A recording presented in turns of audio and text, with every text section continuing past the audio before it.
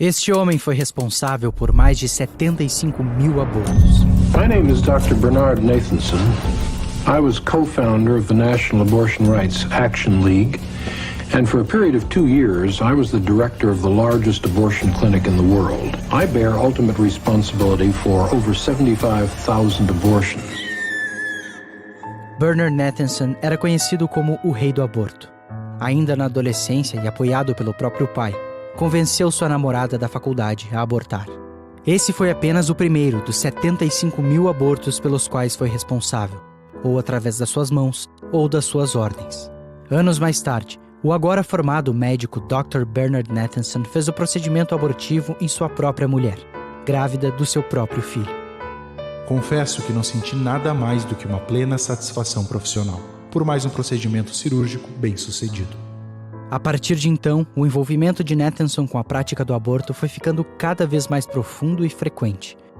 Ele participou desde o início das sucessivas etapas da indústria abortista e ajudou ativamente a promover sua legalização nos Estados Unidos.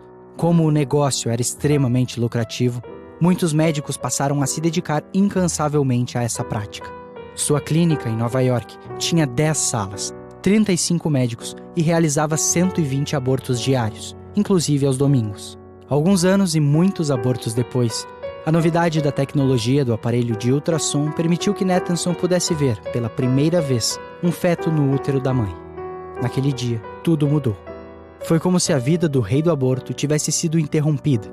Em seu lugar, começava a se formar um dos maiores ativistas pró-vida que a história já viu nascer. É dele a afirmação de que o aborto é o holocausto mais atroz da história. Em uma conferência em Madrid, o médico contou toda a estratégia que ele e os ativistas usavam para manipular a opinião pública. Usamos uma tática importante, a da grande mentira que se repete constantemente e acaba sendo aceita como uma verdade. Em 1968, dizíamos que na América eram praticados 1 milhão de abortos clandestinos, quando sabíamos que não passavam de 100 mil. Nós multiplicamos por 10 para chamar a atenção. Também repetíamos constantemente que as mortes maternas por aborto clandestino se aproximavam de 10 mil, quando sabíamos que eram menos de 200, um número pequeno para nossa propaganda. Espalhamos esses números exagerados nos meios de comunicação, nos grupos universitários e, sobretudo, entre as feministas. Eles escutavam tudo o que dizíamos, inclusive as mentiras, e logo divulgavam. Essa era a base da propaganda pró-aborto. Foi preciso um ultrassom para que o médico parasse de mentir, para que ele pudesse ver a vida em um monitor. E para que pudesse ver, também, a verdade por trás da maior das mentiras que ele contava a todos e a si mesmo. Pude comprovar que é um ser humano com todas as suas características, e se é uma pessoa, tem direito à vida.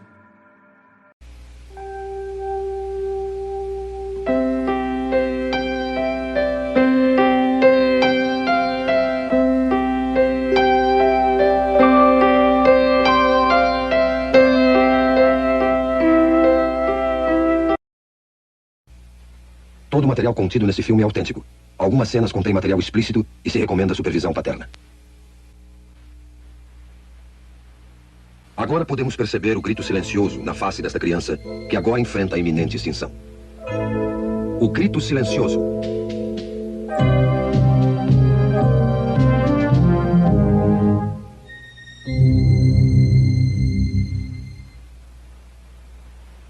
Meu nome é Bernard N. Nathanson.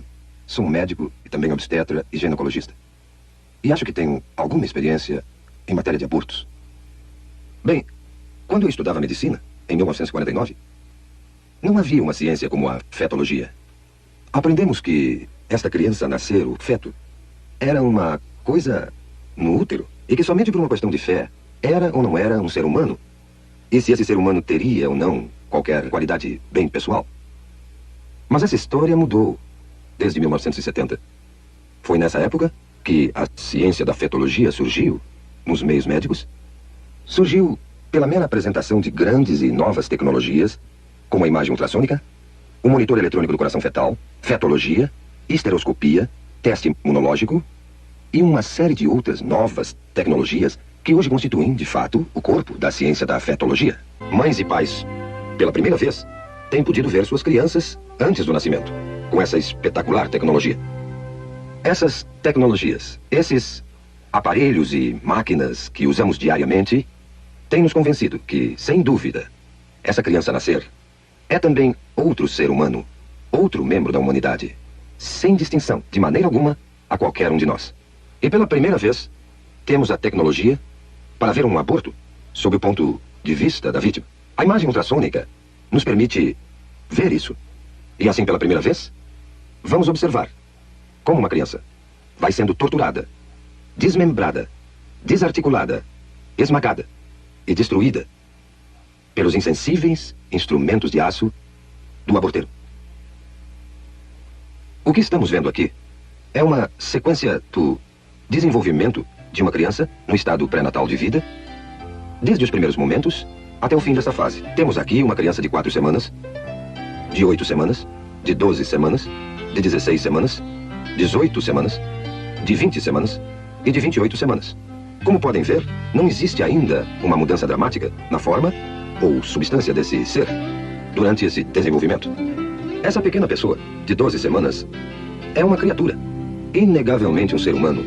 Já tem ondas cerebrais desde 6 semanas, seu coração está funcionando há 8 semanas, e todo o resto das funções humanas são exatamente como as nossas. Agora, esse livro, Obstétrica de Williams, 16ª edição de 1980, é um livro de estudo usado em todas as escolas de medicina nos Estados Unidos.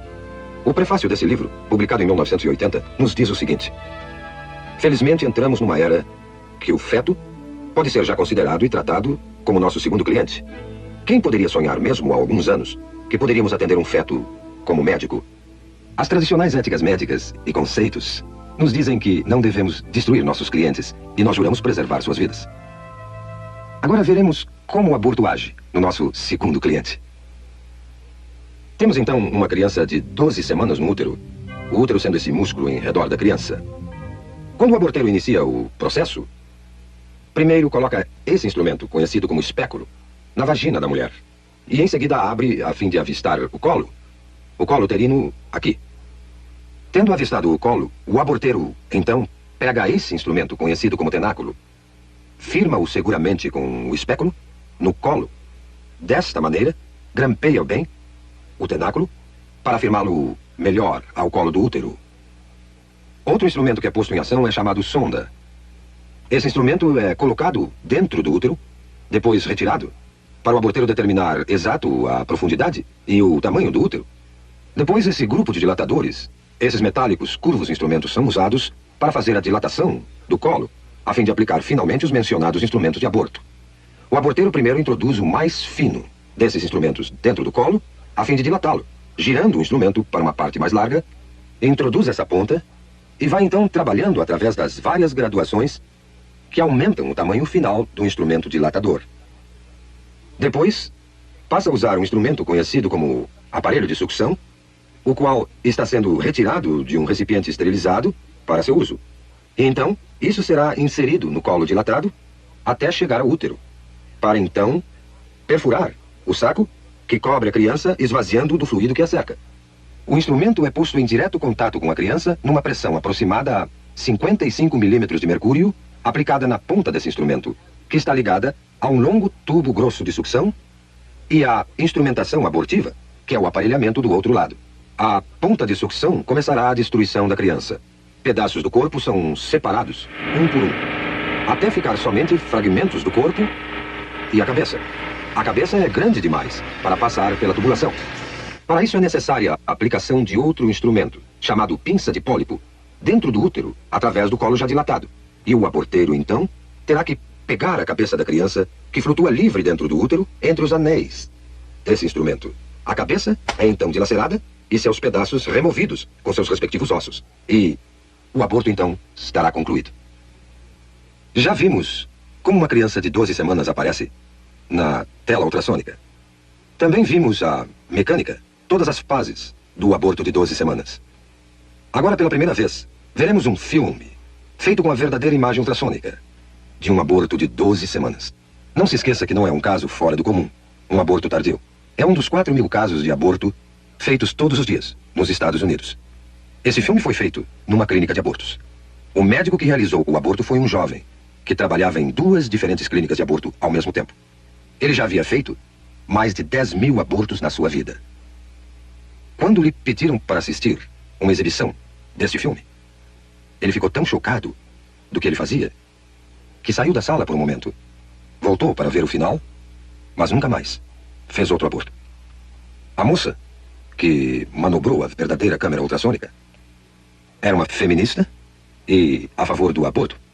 Mas ela também ficou tão chocada pelo que viu nesta sessão de cinema que nunca mais quis discutir o assunto aborto. Mas vamos voltar ao filme em questão. Estamos observando um detalhe de uma verdadeira imagem ultrassônica de uma criança de 12 semanas. A criança está colocada nesta direção. Vocês estão vendo a cabeça da criança aqui, o corpo inteiro da criança aqui, e essa imagem é a mão da criança perto da boca. Olhando essa criança mais de perto, observamos o olho ou a órbita ocular aqui, o nariz da criança aqui, sua boca aqui, e até vemos o ventríloco do cérebro aqui. Esse é o fluido que enche os espaços do cérebro. Vemos o corpo da criança aqui, com as costelas em silhueta, e sua coluna vertebral atrás.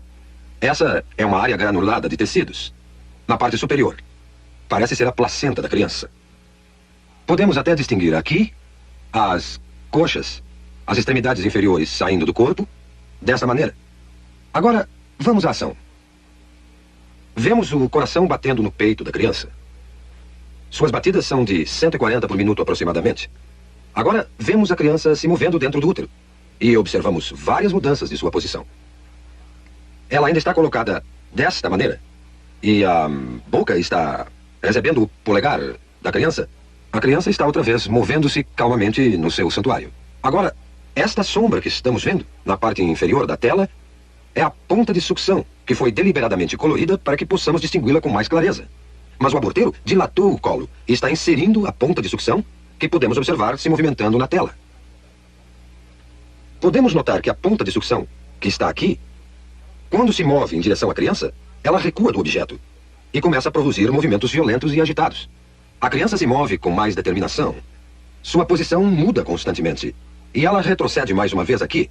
A ponta de sucção ainda não tocou na criança e mesmo assim ela permanece agitada e movendo-se violentamente. A criança virou agora outra vez de perfil e a ponta de sucção volta mais uma vez a aparecer na tela. A boca da criança está aberta, o que veremos mais uma vez em outro momento. Mas esta ponta de sucção, que vemos se movendo violentamente na parte inferior da tela, é um instrumento mortal, que eventualmente irá destruir a criança.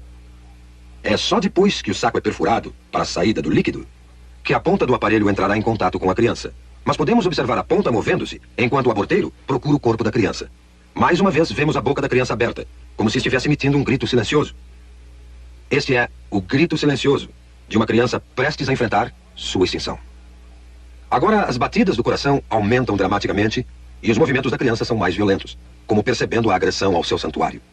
Está se afastando e podemos vê-la movendo-se para a esquerda do útero, numa tentativa patética de escapar aos terríveis instrumentos que o aborteiro usa para extinguir a sua vida. Agora, o coração está visivelmente acelerado. Suas batidas chegam a 200 por minuto. Não há dúvida alguma que a criança percebe o perigo mortal que a espera. A membrana foi perfurada e o fluido escapou. Não se vê mais o reservatório de líquido protegendo a criança. Mas uma vez que o fluido saiu, a ponta do aparelho de sucção se firma no corpo da criança e a criança é puxada para baixo pela ponta de sucção do aborteiro com a pressão negativa aplicada e o corpo está sendo desmembrado sistematicamente e separado da cabeça. A cabeça está nesta direção aqui. Eu estou no momento delineando a cabeça. As partes inferiores já foram destruídas e vemos a ponta de sucção brilhando de espaço a espaço na tela com uma série de ecos. Enquanto a criança está sendo empurrada de um lado para o outro, enquanto a ponta de sucção está sendo aplicada ao corpo desta maneira e o aborteiro está exercendo sua tração na criança. A cabeça é ainda perceptível aqui. O corpo já não se pode ver. Foi separado da cabeça. O que vemos agora é a cabeça mesmo, que é chamada linha média do eco, e vários fragmentos de ossos. Mas a cabeça, que estou delineando aqui, nessa criança de 12 semanas, é grande demais para sair inteira numa peça de dentro do útero. O aborteiro terá que empregar este instrumento, a pinça de pólipo, numa tentativa de segurar a cabeça. Ele agora tentará dilacerar a cabeça com esse instrumento, dessa maneira, e remover a cabeça aos pedaços de dentro do útero. O aborteiro e o anestesista têm um código secreto entre eles, que os protege da pavorosa realidade dos fatos. O aborteiro e o anestesista se referem à cabeça da criança, que agora é chamada de número 1. O anestesista, então, perguntará ao aborteiro: o número 1 já saiu? Já acabamos? Vemos agora, intermitentemente, os dentes ou lâmina desse instrumento aparecendo nessa imagem aqui.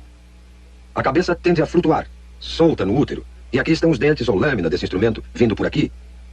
E a cabeça está sendo agarrada pela pinça de pólipo e puxada para baixo em direção ao colo. Agora tudo o que vimos sobrando são simples resíduos, simples fragmentos, pedaços de tecidos que documentam que ali viveu uma vez um indefeso, frágil ser humano.